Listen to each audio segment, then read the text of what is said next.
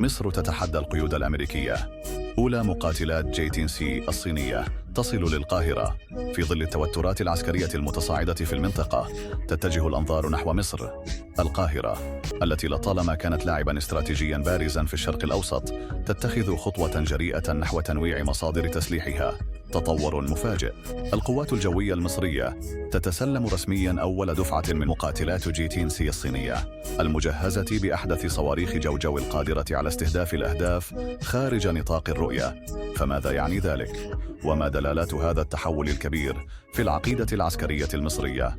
موقع بلغاريا ميليتاري كشف أن قرار مصر بشراء هذه المقاتلات المتطورة يمثل تحولاً استراتيجياً هاماً، وجاء بعد توقيع القاهرة اتفاقية مع الصين في أغسطس 2024.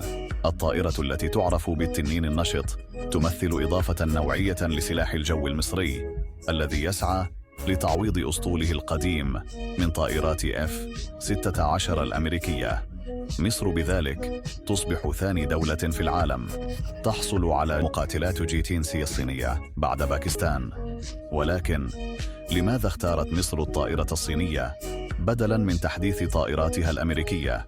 الخبراء العسكريون يؤكدون أن الولايات المتحدة رفضت تزويد مصر بتقنيات متطورة وصواريخ جوجو بعيدة المدى لطائرات F-16، مما دفع القاهرة للبحث عن بدائل تمنحها استقلالية أكبر في القرار العسكري.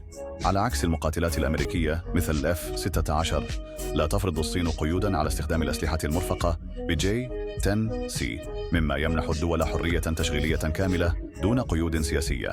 الصفقة الصينية ليست فقط أكثر تقدماً، بل أيضاً أكثر اقتصادية، حيث يقدر سعر المقاتلة جي-10C بين 40 و50 مليون دولار مقابل 65 إلى 70 مليون دولار لأحدث طرازات F-16.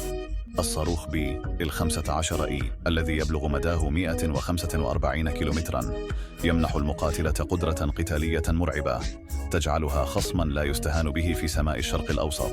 لكن هل هذه الصفقة ستؤدي إلى تغيير ميزان القوى في المنطقة؟ وما رد فعل القوى الغربية على هذه الخطوة المصرية الجريئة؟ هل تعتقد أن مصر تسير في الاتجاه الصحيح لتقليل اعتمادها على السلاح الأمريكي؟